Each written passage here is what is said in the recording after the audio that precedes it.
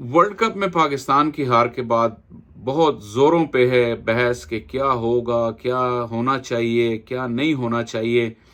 मैं एक बात, ये काफ़ी थोड़ी सी लंबी वीडियो होगी तो इसको आपने आखिर तक देखना है, क्योंकि इसमें मैं एक ऐसा स्ट्रक्चर लेकर आ रहा हूँ, एक ऐसा प्रपोजल लेकर आ रहा हूँ कि जिसको अगर पाकिस्तान क्रिकेट फॉलो करे तो वो जाहिर है कि उनकी जो बेस है वो स्ट्रांग हो जाएगी, और इसका मतलब है कि वो टीम फिर एक स्ट्रांग टीम बना करेगी। मैं असल मसले की जड़ की तरफ जाना चाह रहा हूँ, और इसमें जो बाजिद खान ने रिसेंटली और अपने ख्यालात का इजहार किया है वो भी मैं आपके सामने रखूँगा, और मैं बताऊँगा कि उनके कहने का मकसद क्या है। वो एक छोटा सा स्लॉट था और मैं बिल्कुल फुली उनसे एग्री करता हूँ। तो जो रूट कॉज है पाकिस्तान की क्रिकेट की, हम उसकी तरफ जाएंगे इस वीडियो में। और हम वो जो यूजुअल बहस होती है कि इस वर्ल्ड कप के बाद इसको निकाल दो, उसको ले आओ, इसको कप्तान हटा दो, उसको ले आओ, तो ये बहस मैं करूंगा नहीं, क्योंकि जब से होश संभाला तब से किसी भी बड़े इवेंट के बाद यही एक्सरसाइज पाकिस्तान में होती है। फलां को निकालो, फलां को लाओ, फलां को कप्तान बनाओ, फलां को जो है वो बिल्कुल टीम से हटा दो, फलां को कप्तानी से हटा दो। 2003 का वर्ल्ड कप मुझे याद है, जब वो पाकिस्तान की जो गोल्डन जनरेशन थी उनका वो लॉस हो रहा था, लेकिन वो इंडिया से हारने के बाद टूर्नामेंट से बाहर हुए। तो फिर जी एक उस ज़माने में एक नया लफ्ज़ आया था, रीबिल्डिंग फेज से अब पाकिस्तान की टीम गुजरेगी। तो जिस भोंडे अंदाज से वो की गई, चेंज ऑफ पर्सनल कर दिए गए। इवन सो के शुएब अख्तर का मुझे एक इंटरव्यू याद है, उन्होंने कहा था कि मैं जब कैंप में गया तो आधे लड़कों को तो मैं पहचान ही नहीं सका कि ये कौन है, कहाँ से आए हैं। तो ये रिबिल्डिंग जो है और चेंज ऑफ पर्सनल पाकिस्तान की टीम में हर बड़े इवेंट के बाद होती है। अब 2015 का वर्ल्ड कप देख लें, 2016 का T20 वर्ल्ड कप देख लें, उमर अकमल को हटाओ, अहमद शहजाद को हटाओ, नासिर जमशेद को हटाओ, मिसबा की कप्तानी ठीक नहीं है, अफरीदी ऐसा है, हफीज़ वैसा है, ये सब कुछ करके देख लिया। एज ए नेशन हमारी तो एक बड़ी ख़राब आदत है कि हम सबक नहीं सीखते। और अगर इस वर्ल्ड कप के बाद भी हमने सिर्फ ये किया कि फलां को निकालो, फलां को लाइक लेके आओ, जैसा कि अभी सोशल मीडिया पे बहस शुरू हो गई है, शान मसूद को कप्तान बनाएं, सऊद शकील को कप्तान बनाएं, इसको ले आएं, उसको निकालें, ये मसले का हल नहीं है। असल मसले का हल क्या है वो मैं आपको इस वीडियो में बताऊंगा। मेरे अपनी ओपिनियन है, आप उससे एग्री करते हैं, आप उसे पसंद करते हैं तो ज़रूर कॉमेंट्स करें, आप उससे डिसएग्री करते हैं तब भी ज़रूर कॉमेंट्स करें। तो जो रूट कॉज है, जो मेरा एक्सपीरियंस है पाकिस्तान में डोमेस्टिक क्रिकेट कवर करने का, जो रूट कॉज है वो ये है कि पीसीबी की जो इतने बड़ा इदारा है पाकिस्तान में, 25 करोड़ लोगों का मुल्क है जो सिर्फ एक ही खेल से प्यार करती है। इसका मतलब है कि आपकी आबादी का बड़ा हिस्सा जो है वन वे और दी अदर क्रिकेट से इन्वॉल्व है, तो पीसीबी उन सब का इंचार्ज है। अब पीसीबी का एडमिनिस्ट्रेटिव और ऑर्गेनाइजेशनल स्ट्रक्चर जो है वो बिल्कुल ना होने के बराबर है। सब पावर सेंट्रलाइज हुई है कदाफी स्टेडियम के हेडक्वार्टर में। चंद लोगों के हाथ में है कि वो क्रिकेट के फैसले करें 25 करोड़ अवाम के मुल्क के लिए, जो कि बिल्कुल अनफेयर है। उसी में डोमेस्टिक क्रिकेट भी आती है। डोमेस्टिक क्रिकेट, जब इमरान खान प्राइम मिनिस्टर आए थे तो उन्होंने कहा कि 6 टीमों का स्ट्रक्चर होगा, जिसके अपने फ़वाइद हैं, ज़ाहिर है कि वो एक कंपेटिटिव लीग बनती है। लेकिन जब वो गए तो जी बड़ा रोला था कि अब हम जो है डिपार्टमेंट्स की क्रिकेट कराएंगे। रीजन की क्रिकेट जिस तरीके से बेहंगम तरीके से हुई, तो उसमें मेरिट को बिल्कुल खातिर में नहीं लाया गया, और बहुत ही हल्के स्टैंडर्ड की first class cricket last year हुई पाकिस्तान में, और जो डिपार्टमेंट की थी वो उससे भी हल्के लेवल की थी। लेकिन क्योंकि कुछ बड़े प्लेयर्स की जो है वो नौकरी लगी हुई है वहाँ पे, तो वो ग्राउंड्स में आए उन डिपार्टमेंट्स के टूर्नामेंट को कवर करने। जो 6 टीमों के रीजन को कवर करने, इनमें से कोई भी सीनियर प्लेयर कभी भी ग्राउंड नहीं आया। लेकिन और वो टीवी पे क्योंकि उनको प्लेटफॉर्म भी मिलता है, तो उन्होंने उस डिपार्टमेंट के टूर्नामेंट की, जिसकी असल में क्वालिटी बहुत हल्की थी, उसको उन्होंने टीवी पे कहा कि हाँ जी ये असल क्रिकेट थी और ये ऐसा था और वैसा था। हालांकि मैं आपको पूरी ईमानदारी से बताता हूँ कि जो 6 टीमों के स्ट्रक्चर वाला टूर्नामेंट था वो बहुत कंपेटिटिव था। उसके अपने प्रोज एंड कॉन्स हैं, उसकी मैनेजमेंट में और ऑर्गेनाइजेशन में गलतियां बहुत हुई, जिसकी वजह से वो सिस्टम जो है वो जड़ भी नहीं पकड़ सका, और उसके फल जो रिवॉर्ड है वो भी आपको नज़र नहीं आ सका। वहीं से फिर मेरी बात जो मैंने शुरू की कि पीसीबी का ऑर्गेनाइजेशनल और एडमिनिस्ट्रेटिव जो स्ट्रक्चर है वो ना होने के बराबर है। अब आप देखें, जैसे मैंने कहा कि पावर जो है वो सेंट्रलाइज हुई है चंद हाथों में, पीसीबी में, और ये पूरे मुल्क के क्रिकेट को कंट्रोल करती हैं।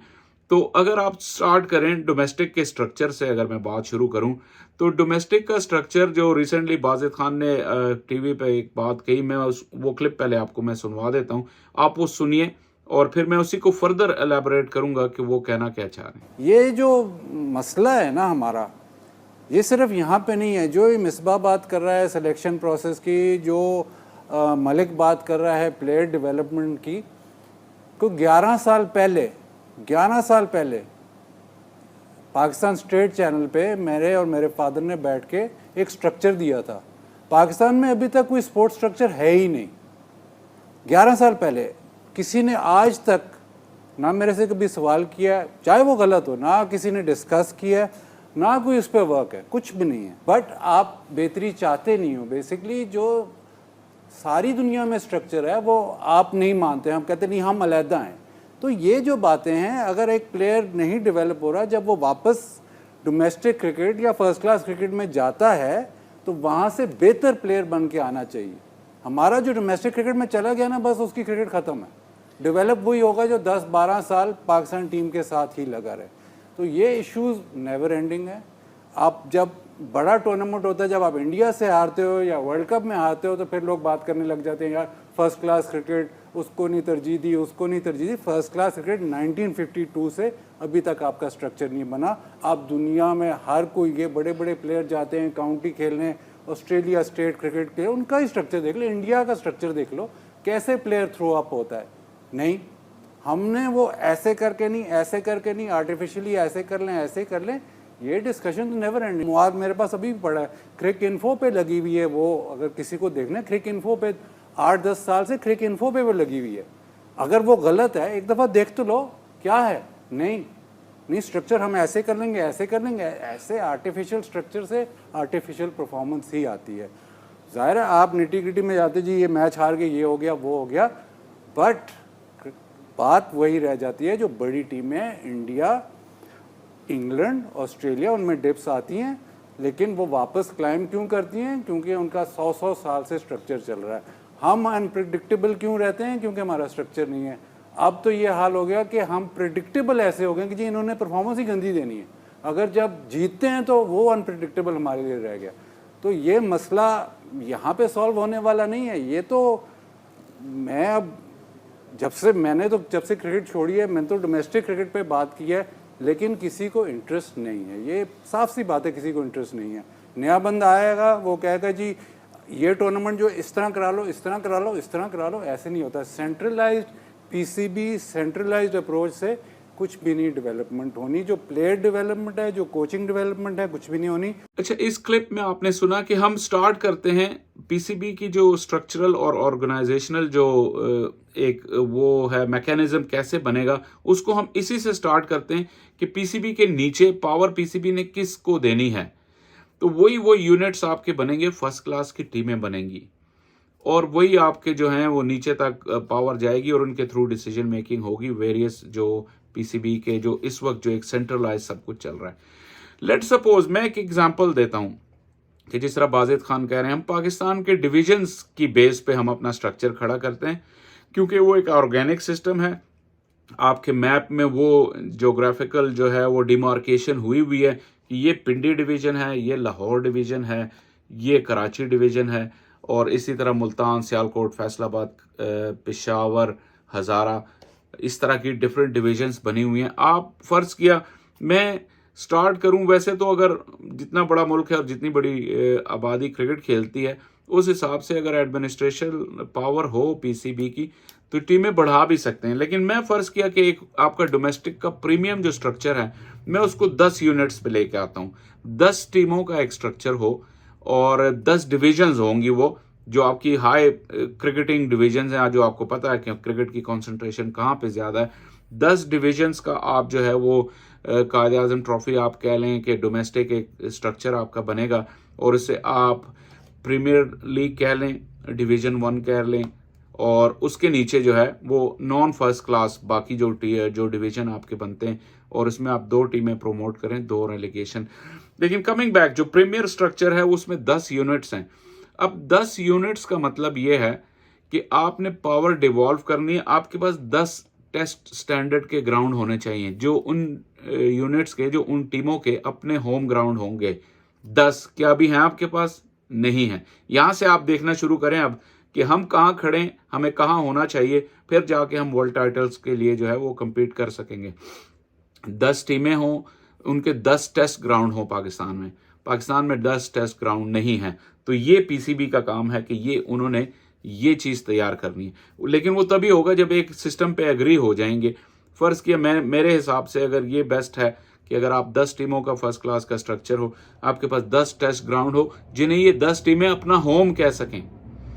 इसी तरह फिर ये जो 10 टीमें हैं, ये एक, जिस तरह इस वक्त एक पीसीबी है, इसके नीचे 10 पीसीबी बन जाएंगे। पीसीबी का चेयरमैन है, चीफ फाइनेंशियल ऑफिसर है, चीफ ऑपरेटिंग ऑफिसर है। इसी तरह इन 10 टीमों के 10 चेयरमैन होंगे, 10 सीएफओ होंगे और 10 सीओओ होंगे।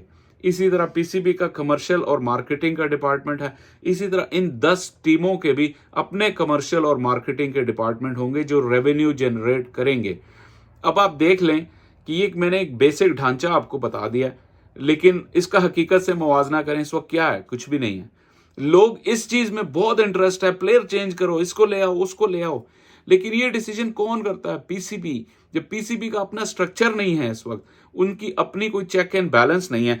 आपके पास 10 चेयरमैन हैं अगर 10 डिविजन्स के, तो वो 10 क्रिकेटिंग इंटेलेक्चुअल हैं, वो आपके एक सिस्टम का हिस्सा है, एक ऑर्गेनाइजेशनल स्ट्रक्चर, जो मैं बार बार लफ्ज यूज कर रहा हूं, वो इसका हिस्सा है। 10 चीफ ऑपरेटिंग ऑफिसर हैं। आपके पास एक रेडीमेड लॉट तैयार है कि अगर आपने किसी को रिप्लेस करना है तो आप इन 10 में से करेंगे, नहीं कि रैंडमली आप कहीं से भी किसी को भी उठा के जो है वो इतने बड़े ओहदे पे पीसीबी में बिठा दें। कप्तान का फैसला किसने करना है? क्रिकेट कमेटी होगी, क्रिकेट डायरेक्टर होगा। अब पीसीबी का क्रिकेट जो डायरेक्टर होगा वो कोई फॉर्मर लेजेंड होगा। इसी तरह इन 10 यूनिट्स के भी क्रिकेट डायरेक्टर्स होंगे। एक आपके पास फौज तैयार हो जाएगी ऑर्गेनाइजर्स की, एडमिनिस्ट्रेटर्स की, जिन्होंने क्रिकेट चलानी है। जब वो क्रिकेट चलाएंगे तो वो आपको फर्क नजर आएगा कि जो अब क्रिकेट चल रही है, जो 4-5 लोग मिलकर सिर्फ चला रहे हैं, तो वो आपको एक फर्क नजर आएगा। तो ये तो ऑर्गेनाइजेशनल हिसाब से जो है, जब चीजें सही हो जाएंगी तो फिर आप देखेंगे कि नीचे मेरिट भी आएगा। दूसरा एक टीम कल्चर आएगा। एक मैं अपनी मिसाल देता हूं, जब हम अंडर 19 खेल रहे थे उस वक्त डिविजनल स्ट्रक्चर था, तो हम जब पिंडी के लिए खेलते थे तो एक प्राइड होती थी, एक ये भी होती थी कि हमने पिंडी को मैच जिताना है, पिंडी मैच जीते तो हमारी जो है वो वाह वाह होती थी। तो अब जो पिछले 20 साल में पाकिस्तान में स्ट्रक्चर चल रहा है उसमें टीम कल्चर खत्म हो गया। वही आपको नेशनल टीम में भी नजर आ रहा है, अपनी अपनी परफॉर्मेंस, अपने अपने स्टैट्स और ये सारा कुछ। तो एक टीम कल्चर नहीं। आप न्यूजीलैंड जैसी टीम में आप देखते हैं, जो हालांकि वो भी बाहर हो गए, लेकिन अभी जब वो पाकिस्तान आए थे तो जो भी नए प्लेयर खिलाए थे उन्होंने ये नहीं कहा कि अब मुझे इंटरनेशनल डेब्यू मिला तो मैं लंबी बारी लेके अपने 40-50 करूं। वो पहली गेंद से ही जो टीम का गोल था वो ये था कि गो हार्ड। इस तरह के टीम गोल्स तभी अचीव होते हैं जब नीचे से आपको उस स्ट्रक्चर में से आए हों जिसमें आपको आदत हो ये सब कुछ करने की। तो और इसके अलावा फाइनेंसेस इंपॉर्टेंट है। जाहिर है, जैसे मैंने कहा कि जब आप ये 10 यूनिट बनाएंगे तो उनके फाइनेंशियल ऑफिसर्स होंगे और वो अपने फाइनेंसेस के जिम्मेदार होंगे। ये एक बहुत आसान, इसका काउंटर आर्ग्यूमेंट अक्सर लोग ये देते हैं ना कि पीसीबी या रीजन्स जो हैं वो प्लेयर्स को सपोर्ट किस तरह करेंगे। तो पीसीबी ने पैसा जनरेट करना है, ये पीसीबी का टारगेट है। और उनके नीचे ये जो 10 यूनिट्स बनेंगे, जो 10 टीमें बनेंगी, लेट सपोज कराची, लाहौर, मुल्तान, फैसलाबाद, सियालकोट, पेशावर और इस तरह की बाकी जो 10 टीमें आप कर लें, 10 डिविजन्स कर लें पाकिस्तान के, तो ये इनकी जिम्मेदारी होगी कि वो फंड्स जनरेट करें अपने लिए। इसी तरह इंटरनेशनल मैचेस जब होंगे तो ये जो 10 यूनिट हैं इनके पास अगर ग्राउंड होंगे तो वो क्लेम करेंगे कि आप हमें भी एक वनडे दें। अभी ये वाला कल्चर जो पाकिस्तान में जड़ पकड़ गया, 5 मैचों की सीरीज है, 3 पिंडी में, 2 लाहौर में और सीरीज खत्म। विमेंस की सीरीज है तो 8 के 8 मैच कराची में। नहीं, जब नीचे आपके स्ट्रक्चर बना होगा, पीसीबी का स्ट्रक्चर, मैं इसी चीज पे स्ट्रेस कर रहा हूं, पीसीबी का स्ट्रक्चर। आप टीम को छोड़ दें, टीम भूल जाएं, बाबर, रिजवान, ये बहुत ही, यानी बड़ी पिक्चर में ये बहुत छोटे फैक्टर्स हैं जो जिसको हम 95% अटेंशन हम वो उन 5% जो फैक्टर है उसको देते हैं हार का। बाबर रिजवान शाहीन, बाबर रिजवान शाहीन हारिस, बाबर रिजवान हारिस शाहीन, हमारी गर्दन इसी से आगे नहीं टूटती। तो अगर आप स्ट्रक्चरल रिफॉर्म्स लेकर आएंगे, पीसीबी जिसने ये की डिसीजन लेने हैं वो विजनरी होगी, एक विजनरी लोगों की फौज होगी पीसीबी में, पाकिस्तान जैसे बड़े मुल्क में चलाने के लिए कम से कम 80 से 100 लोगों की पीसीबी की अपनी टीम होगी जो कि सारे विजनरी और केपेबल लोग होंगे। और आप अगर ये कहें कि ऐसा नहीं है कि मिल नहीं सकते, ऐसे लोग ज़रूर मिल सकते हैं। और जिस तरह बाजिद ने कहा कि आप पीसीबी जो ऊपर जो हेडक्वार्टर का काम है, क्योंकि एक इशू आता है जी नीचे लोग करप्ट हैं, वो पैसे खा जाते हैं। पीसीबी का काम है कि ये ऐसे चेक एंड बैलेंस रखे कि काम उनसे पूरा लें और उस पर जो उनके फाइनेंशियल जो एक्सपेंडिचर है उस पर नज़र रखें। ज़ाहिर है बिल्कुल परफेक्ट तो नहीं होगा स्टार्ट में, कहीं आपको अगर रुपए में से जो है वो 1-2 पैसे 5 पैसे 10 पैसे की कहीं नज़र भी आती है, तो फॉर द लॉन्गर पिक्चर और फॉर द ग्रेटर गुड आप उसको या इग्नोर करें, या फिर आपके पास over a period of time एक ऐसे लोगों की जो है वो फौज अवेलेबल होगी जिसमें से साल 2 बाद अब अगर किसी पर बहुत ज़्यादा शक और शुबा है तो आप उनको रिप्लेस भी कर सकते हैं। बात असल में ये है कि इस वक्त जब आप पीछे मुड़ के देखते हैं तो रिप्लेस किससे करें आपको पता ही नहीं लगता।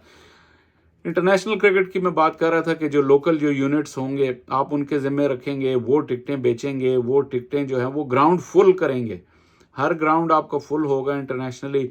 डोमेस्टिकली अब जितनी अब ब्रॉडकास्टिंग हो गई है, जितने नेशनल T20 वगैरह के मैचेस होते हैं, अगर नीचे आपकी एक एडमिनिस्ट्रेशन काम कर रही है आप उनके ज़िम्मे भी लगा सकते हैं। 4-6-8 हज़ार तमाशाई उन मैचों में भी आ सकते हैं, लेकिन ऐसा नहीं कि आप पूरा टूर्नामेंट जो है वो एक ही शहर में करा दें, नहीं। अब अभी तो मैंने सिर्फ ऑर्गेनाइजेशनल स्ट्रक्चर की बात की और 14-15 मिनट की वीडियो हो गई है। इसमें अगर आप क्रिकेट की निटी-ग्रिटी पे आए तो होम एंड अवे, ये हम 6 टीमों में होम एंड अवे अचीव नहीं कर सके पीसीबी। तो आप देख लें कि एक 25 करोड़ के मुल्क के लिए पीसीबी का अपना इंतजामी ढांचा जो है वो कितना फ्रेजाइल है, कितना वीक है। और जब इतना इनकॉम्पिटेंट इदारा होगा, इतना वीक इदारा होगा तो प्लेयर पावर तो जड़ पकड़ेगी। अब वो प्लेयर काबू नहीं आ रहे आपके, क्योंकि उन्हें 4-6 लोग कंट्रोल करने वाले हैं, जबकि उन प्लेयर्स की जो फैंस की जो आर्मी है वो करोड़ों में है। तो वो आपके काबू कैसे आएंगे? नहीं आएंगे, इसलिए कि आपका अपना एडमिनिस्ट्रेटिव स्ट्रक्चर जो है वो वीक है। जब इतने यानी 40, 50, 60 इंटेलेक्चुअल ऑर्गेनाइजर जब बैठेंगे तो आप जब पॉलिसी बनाएंगे सेंट्रल कॉन्ट्रैक्ट की तो वो एक अलग ही तरह की उसकी प्रोफेशनल लुक होगी। प्लेयर्स के लिए टर्म्स एंड कंडीशंस बनाएंगे, एनओसी देने के, उसकी एक अलग ही लुक होगी। उसमें सारे एंगल्स कवर होंगे, प्लेयर के पॉइंट ऑफ व्यू से भी, पाकिस्तान क्रिकेट के पॉइंट ऑफ व्यू से भी, पीसीबी और रीजन्स के पॉइंट ऑफ व्यू से भी, रीजन सॉरी कह रहा हूँ, जो डिविजन्स होंगे। तो यहाँ से काम शुरू होगा, और ये कब शुरू होगा, कैसे शुरू होगा, ये क्विक फिक्स नहीं है। ये शायद मुझे इस वीडियो के शुरू में आपको बताना चाहिए था कि ये जो ट्विटर पे इस वक्त एक बहस छिड़ी हुई है या सोशल मीडिया पे, तो इस मसले का क्विक फिक्स हल कोई नहीं है। इसमें आपको जो है ना आस्तीनें चढ़ा के मेहनत करनी होगी, और मेहनत करने के बाद पीसीबी अपना स्ट्रक्चर पहले लेकर आएगा, उस स्ट्रक्चर के नीचे जो है वो क्रिकेट कराएगा और उन केपेबल लोगों के ऊपर रिस्पॉन्सिबिलिटी डालेगा। अभी हम क्या करते हैं, इजी फिक्स, प्लेयर्स पर रिस्पॉन्सिबिलिटी डाली, उनको निकाला, दूसरों को ले आए, अगले टूर्नामेंट के बाद सेम, और ये रिपीट हो रहा है 20 साल से। तो इसको चेंज करने का वक्त है। इस वीडियो में अगर मैं कुछ चीज़ें ऐसी एक्सप्लेन नहीं कर पाया जो आपको समझ नहीं आई तो आप नीचे कमेंट्स करें, मैं ज़रूर उसका जवाब दूंगा। लेकिन moral of the story is कि पाकिस्तान की क्रिकेट को एक शदीद ओवरहॉल की ज़रूरत है। पाकिस्तान की टीम को नहीं, पाकिस्तान की क्रिकेट को। जब पाकिस्तान की क्रिकेट साल 1.5-2 के अंदर ये ओवरहॉल हो जाएगी तो जो भी उस सिस्टम से टकराएगा इंडिविजुअल प्लेयर, वो खुद साइड पे हो जाएगा, क्योंकि आप खुद इतने स्ट्रांग होंगे, आपसे कोई टकरा नहीं सकेगा। जैसे मैंने पहले मिसाल दी इंग्लैंड क्रिकेट बोर्ड में केविन पीटरसन की, एलेक्स हेल्स की मिसालें आपके सामने। तो पहले आप खुद को स्ट्रांग कर लें, और उसके बाद जो प्लेयर खुद को आपसे ज़्यादा स्ट्रांग समझेगा तो फिर उसे लग पता जाएगा कि होता क्या है। तो फिलहाल के लिए नो इजी फिक्स, और पाकिस्तान क्रिकेट को एक ओवरहॉल की ज़रूरत है, शदीद ओवरहॉल। ये कौन करेगा, क्या ऐसा हो पाएगा, ये तो वक्त ही बताएगा, लेकिन गोइंग बाय हिस्ट्री ऐसा होता दिखाई नहीं देता।